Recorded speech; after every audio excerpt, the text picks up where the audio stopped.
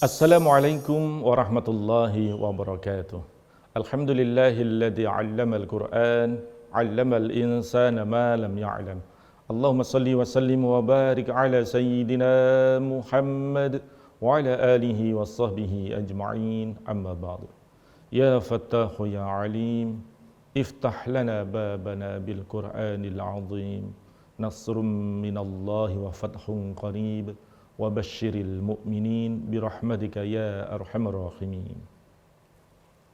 Para sahabat Al-Quran, pemirsa Al-Bahjah TV dimanapun Anda berada, Alhamdulillah, pertama dan utama mari kita bersyukur kepada Allah Subhanahu wa Ta'ala. Kita masih diberi umur yang panjang dalam ketaatan kepada Allah dan kesempatan untuk mempelajari Al-Quran. Salawat serta salam semoga tersampaikan kepada baginda kita Nabi Agung Nabi Muhammad sallallahu alaihi wasallam. Dan pada kesempatan kali ini kita akan melanjutkan dalam program belajar tajwid semakin mudah membaca Al-Quran. Pada kesempatan yang lalu kita telah mempelajari tentang pengantar dari definisi ilmu tajwid yang terdiri dari hak dan mustahak. Kemudian kita juga sudah membahas tentang definisi dan pengertian daripada huruf. Dan pada kesempatan kali ini, kita akan fokus untuk membahas tentang makharijul huruf atau mahallun yansha fihi harf, yaitu tempat keluarnya huruf ketika diucapkan.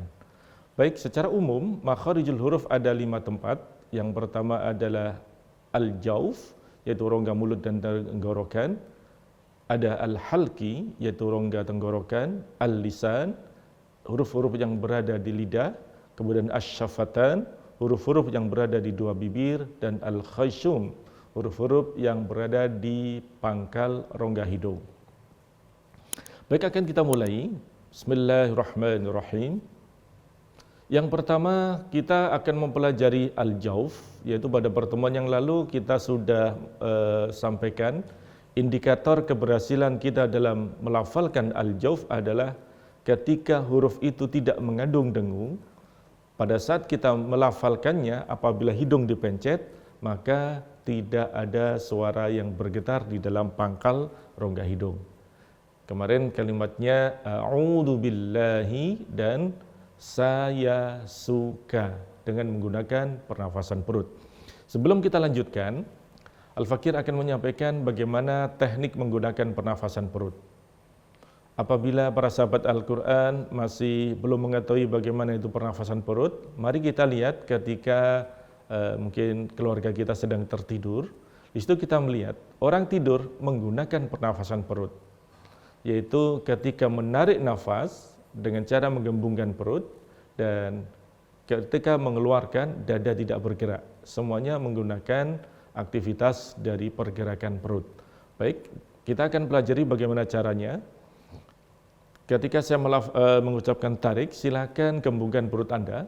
Tarik, masukkan ke dalam perut, tahan, dan pada waktu melafalkan nanti usahakan perut jangan sampai kendor.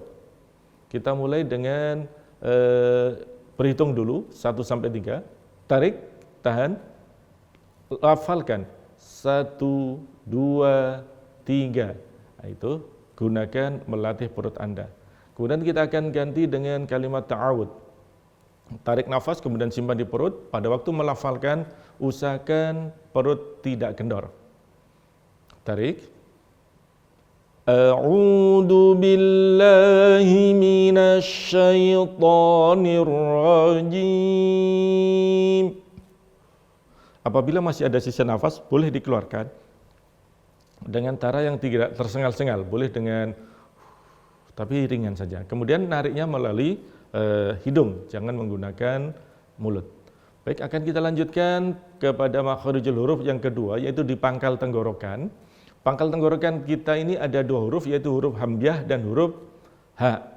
Pada waktu kita melafalkan huruf hamzah, rasakan bahwa di pangkal tenggorokan di sini, kalau kita umpamakan lengan kita ini adalah tenggorokan kita, maka ada pangkal, tengah, dan puncak.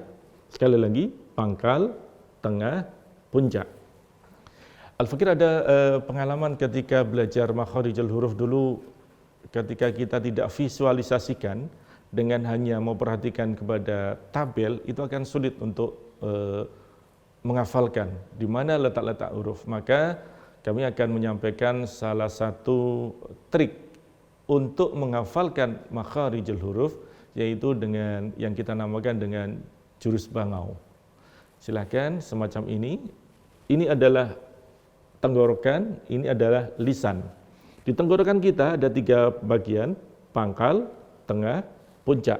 Di pangkal ada hamzah, ha, kemudian di tengahnya ada ain, ha, dan di puncak tenggorokan ada ghain, kha. Baik, sekali lagi kita hafalkan hamzah, ha, ain, ha, ghain, kha. Biasanya para santri akan cepat menghafal kalau divisualisasikan, kemudian boleh diacak. Ain, ghain, ha, hamzah, misalnya semacam itu. Jadi lebih memudahkan. Langsung kepada 3 bagian. Kalau di dalam tabel ini, nomor 2 pangkal tenggorokan, kemudian nomor 3 ini adalah tengah tenggorokan, dan nomor 4 adalah puncak tenggorokan. Kalau kita perhatikan di tabel, yang sebelah kiri, ini artinya lebih rendah daripada yang sebelah kanan, walaupun masih sama dalam satu makhraj. Contohnya, ketika hamzah dan ha kita lafalkan, harokat fathah dulu, a dengan ha, kita akan merasakan bahwa ha itu sedikit lebih atas daripada hamzah. Ha, a, tetapi masih di sekitar pangkal tenggorokan. Nah, tapi oleh ulama ahli tajwid masih digolongkan dalam satu makhraj. Begitu pula apabila kita melafalkan ain dan ha, a, ha, ghain dan kha juga begitu. Gha, kha, ghain lebih rendah daripada kha. Kesimpulannya, di dalam di dalam tenggorokan kita yang paling rendah adalah hamzah, yang paling tinggi adalah kha. Tetapi cukup dibagi menjadi 3 saja, pangkal, tengah, puncak. Para sahabat Al-Quran, jangan kemana-mana, acara akan kita lanjutkan, tetaplah dalam acara belajar tajwid, semakin mudah membaca Al-Quran.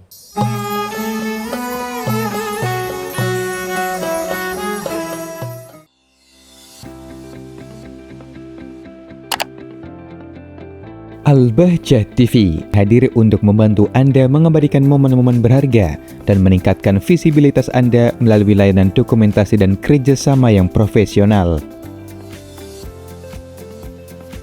Kami siap mendokumentasikan berbagai acara. Tabligh Akbar, abadikan momen-momen penting dalam acara keagamaan Anda. Wedding, dokumentasikan hari spesial Anda dengan kualitas terbaik. Kelulusan sekolah, rayakan kesuksesan anak Anda dengan dokumentasi yang indah. Study tour, abadikan perjalanan edukatif Anda dengan gaya yang menarik. Dan company profile, tampilkan profil perusahaan Anda dengan gaya yang elegan. Tak hanya itu, kami juga melayani pembuatan desain kreatif, mulai dari flyer acara, desain grafis program, background yang elegan, hingga desain logo profesional. Untuk kebutuhan promosi, Al-Bahjah TV menyediakan pembuatan iklan dan penayangan, TVC, SF, dan running text. Al-Bahjah TV, partner dokumentasi dan promosi Anda. Hubungi kami sekarang untuk informasi lebih lanjut dan dapatkan penawaran spesial ke 0811 244 430. Kami tunggu kerjasama dengan Anda.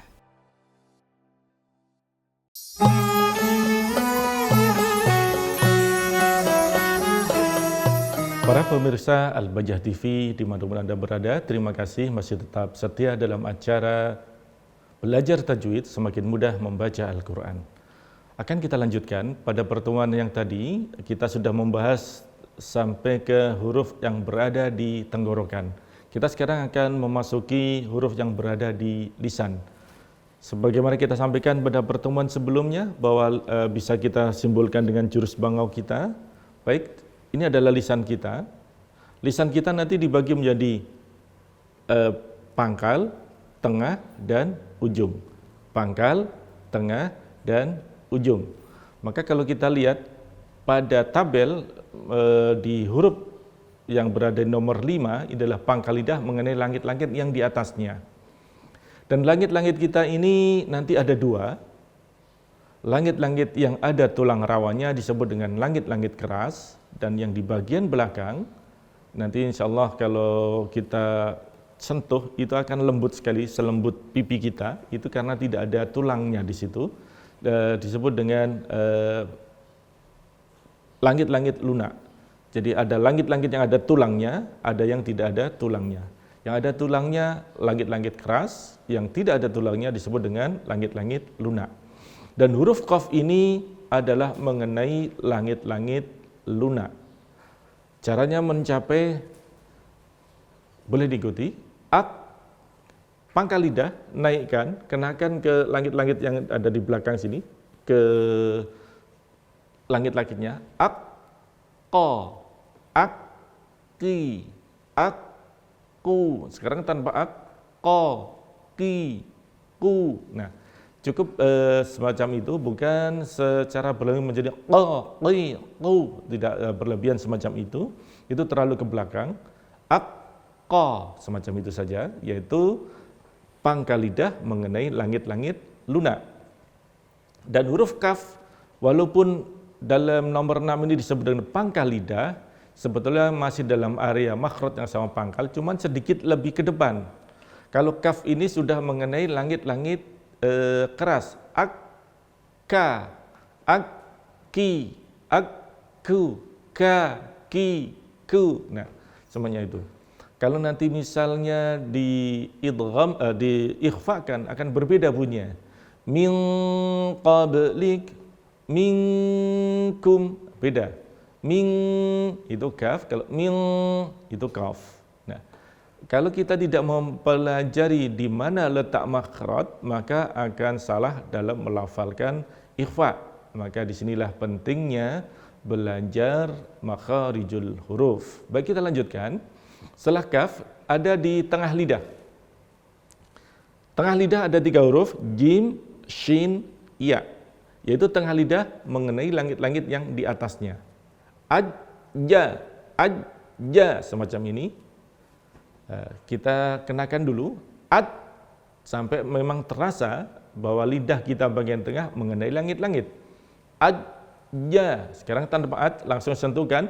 Ja, ji, ju, baj, jim, kemudian shin, sebab asya, sha, shi, shu, sha, shi, shu, bash. Nah, nanti akan terasa betul bahwa di situ nanti ternyata mengenai langit-langit yang di atasnya.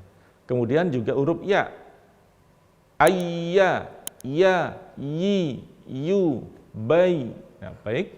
Berarti 3 huruf ini, jim, shin, ya, berada di tengah lidah mengenai langit-langit.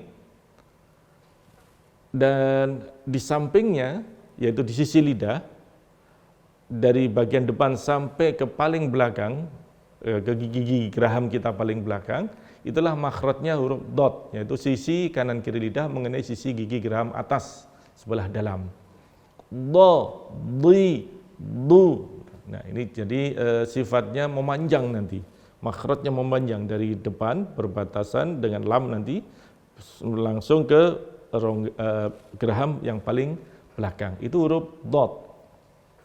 Berbatasan dengan dot di depan, yaitu sisi lidah bagian tepi atau sisi bagian depan lidah mengenai gusi yang di depannya, ini huruf lam. La. Jadi urutannya huruf lam berbatasan langsung ke dot sampai ke geraham yang paling belakang. Sejajar dengan lam tapi di tengah, yaitu disebut dengan ujung lidah agak ke dalam mengenai gusi gigi seri pertama atas, yaitu huruf ro. Lebih mudahnya ujung lidah agak ke dalam, ini adalah huruf ro. Ro, ri, ru, bar, ro, ri, ru, bar. Nah, itu adalah huruf ro. Di tengah ada ra, kemudian di sisi ada lam, kemudian setelahnya ada huruf dot. Dan di ujung lidah paling ujung, yaitu ujung lidah mengenai gusi gigi pertama yang atas, ada huruf nun. Jadi nun. Nah, di sini. Jadi nun, ra, lam, dot. Urutannya semacam itu. Baik, sebelum kita lanjutkan ke makhraj yang berikutnya, kita hafalkan dulu mulai dari pangkal lidah tadi. Qaf, kaf, di tengah lidah jim, shin, ya. Di sisi lidah dad. Kemudian di ujung lidah agak ke dalam ra. Ujung lidah bagian tepi lam dan ujung lidah paling ujung ada nun. Mudah. Qaf, kaf, jim, shin, ya, dad, kemudian lam, ra, nun. Diacak pun bisa nanti. Baik, berikutnya nanti akan menuju ke setelah di tengah, nanti akan ke ujung lidah. Ujung lidah nanti ada beberapa bagian. Kita awali, silakan dilihat di tabel, yaitu nomor sebelum ke-12 ke-13, ini yang lebih mudah, yaitu ujung lidah menghadap dan mendekat di antara gigi seri atas dan bawah. Itu shad, sin, zai. Jadi urutannya di sini, shad, sin, zai. Shad, sin, zai. Baik, nanti akan kita praktekkan bagaimana cara mencapai huruf shad, huruf sin, dan huruf zai. Tapi dihafalkan dulu, ujung lidah menghadap dan mendekat gigi seri atas, artinya tidak menyentuh gigi seri, tetapi cukup mendekat, artinya diam lidah kita, dan itu agak sedikit ke atas gini, yaitu huruf shad, sin, zai.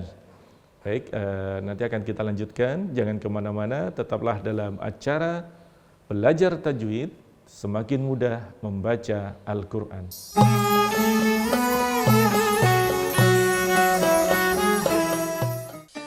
Ada yang baru di Al-Bahjah TV, program-program spesial yang siap menemani akhir pekan jadi lebih seru dan bermakna.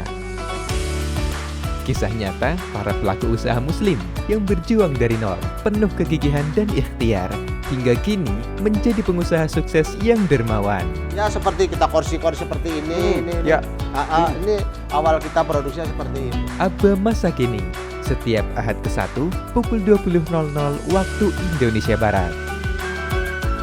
Bincang seru bersama Asatidz Al-Bahjah, mengulik isu-isu menarik dan relevan dengan kehidupan sehari-hari. Kita niatkan bahwa kita kerja ini untuk memberikan manfaat untuk orang lain. Bincang spesial, setiap Ahad kedua pukul 20.00 waktu Indonesia Barat. Menelusuri perjalanan dakwah Buya Yahya ke berbagai kota, pelosok negeri hingga mancanegara. Lebih dekat dan lebih personal, mengikuti keseharian Buya dalam berdakwah. Kita saksikan bagaimana kedekatan guru kita tercinta Buya Yahya. Buya Menyapa, setiap Ahad ketiga pukul 20.00 waktu Indonesia Barat. Mengungkap rahasia sukses para pengusaha muslim yang tak hanya berbisnis, tapi juga berkiprah dalam dakwah. Kisah inspiratif yang penuh hikmah dan semangat. Saya ingat Buya ceramah, sedekah. Allah, kuncinya sukses sedekah. Inspirator dakwah, setiap Ahad keempat pukul 20.00 waktu Indonesia Barat. Hanya di Al-Bahjah TV.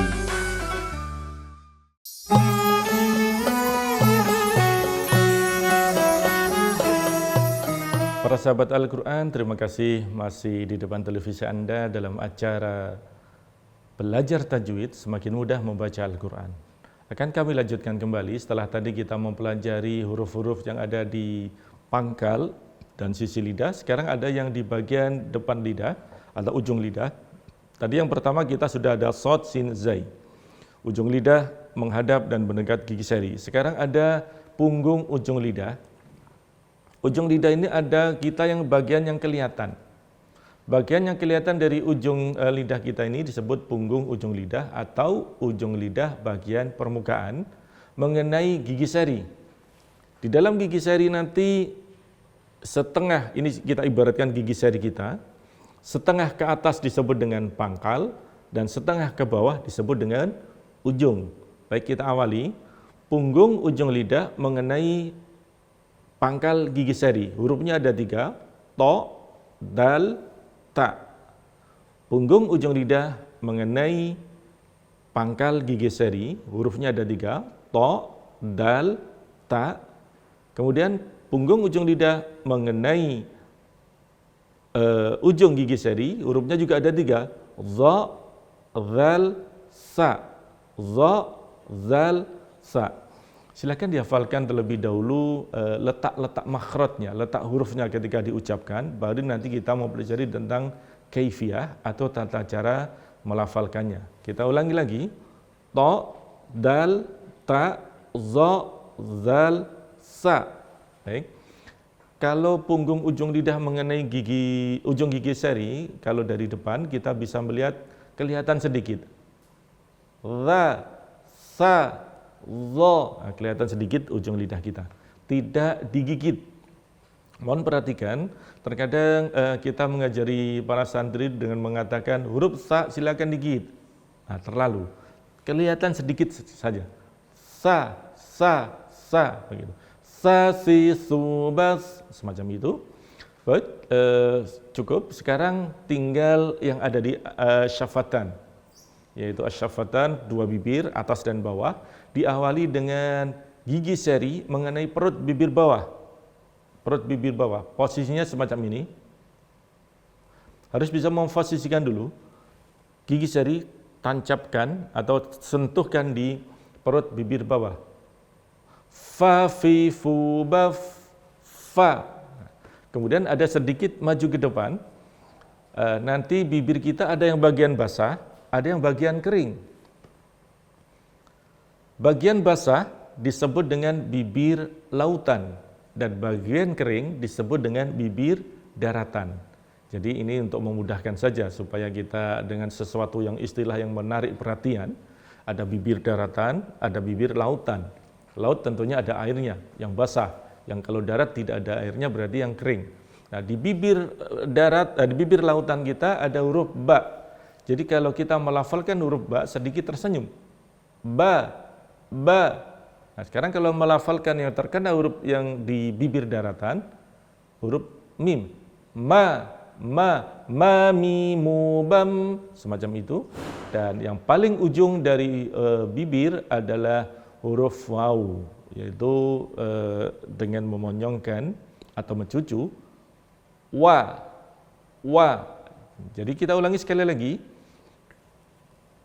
Ujung gigi seri mengenai perut bibir disebut tempatnya huruf fa. Fa. Kemudian di bibir lautan ada huruf ba. Ba. Dan di bibir daratan ada huruf mim. Ma. Dan kemudian di paling ujung ada wa. Baik, alhamdulillah kita sudah pelajari semuanya, tinggal huruf-huruf. Ada yang huruf khayshun, huruf yang ada di pangkal rongga hidung. Hurufnya cukup ada 2, yaitu huruf nun dan huruf mim. Kalau kita perhatikan tadi, huruf nun adalah di ujung lidah paling ujung, huruf mim adalah di bibir daratan. Berarti huruf nun dan huruf mim ini memiliki 2 makhraj, yaitu apabila dia disukun, nanti dia akan mencari celah sehingga masuk ke pangkal rongga hidung. Disebut dengan huruful gunnah, huruf-huruf yang mengandung gunnah. Dan gunnahnya huruf nun dan huruf mim ketika dia dibaca idhar nanti adalah setengah dengung. Nanti akan kita pelajari pada waktu kita melafalkan kaifiyah. Baik, mari kita hafalkan sekali lagi dari al-halqi sampai ke al-lisan dan asyafatan. Hamzah, ha, ain, ha, ghain, kha, qaf, kaf, jim, shin, ya, sad, sin, zai, ra, nun, lam, dad, ta, dal, ta, za, zal, sa. Kemudian yang ada di bibir, fa, ba, mim, waw. Fa, ba, mim, waw. Alhamdulillah, kalau kita visualisasikan dalam bentuk alat peraga, insya Allah lebih mudah cara mengingat-ingat di mana letak makharijul hurufnya. Baik, itu silakan nanti dihafalkan, diulang-ulang, kemudian betul-betul dipahami, dirasakan. Contohnya ketika kita sedang bertakbir, kita Allahu Akbar, seolah-olah bagus. Perhatikan kepada huruf hamzahnya. Allahu Akbar. Kalau orang awam akan mengatakan bagus bacanya. Ternyata di situ salah. Harusnya ada di pangkal tenggorokan. Allahu Akbar.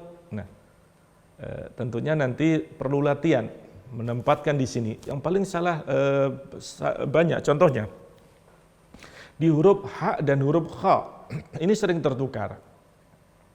Dan juga huruf ha, kha, ha, ini sering sekali tertukar di situ. Contohnya, Bismillahirrahmanirrahim. Ha yang kedua salah, menjadi ha dia.